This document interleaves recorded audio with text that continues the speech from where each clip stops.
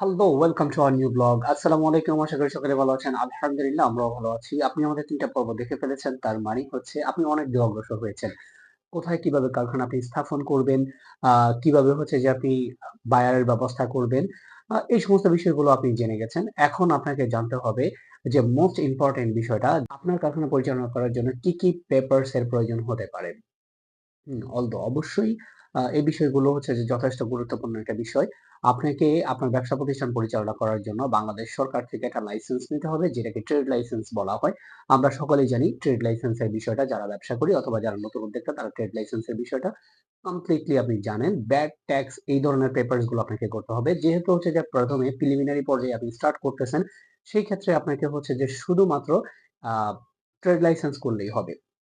Even সাথে আরো হচ্ছে যে ২ টা বিষয় মাথায় রাখতে হবে, সে বিষয়গুলো বলতেছি। ট্রেড লাইসেন্সটা আপনি কোথা থেকে এবং কিভাবে করবেন?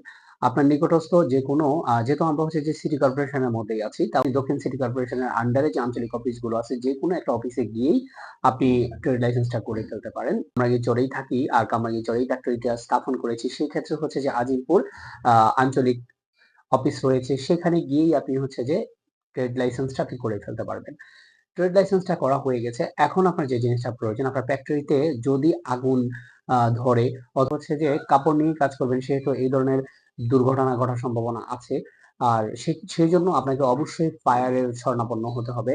আ অগ্নি নির্বাপন ব্যবস্থা করতে হবে। সেটার হচ্ছে যে সেখান থেকে আপনাকে ক্লিয়ারেন্স নিতে হবে এবং আপনার এখানে অগ্নি নির্বাপনের জন্য যা করা দরকার এটা আপনাকে করতে হবে।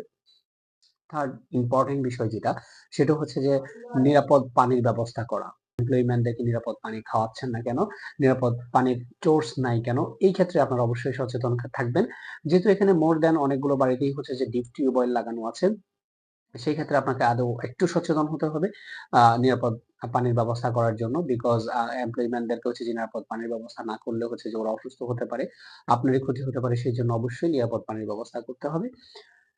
আজকে এ পর্যন্তই। Till then take care. আল্লাহ হাফেজ। আসসালামু আলাইকুম।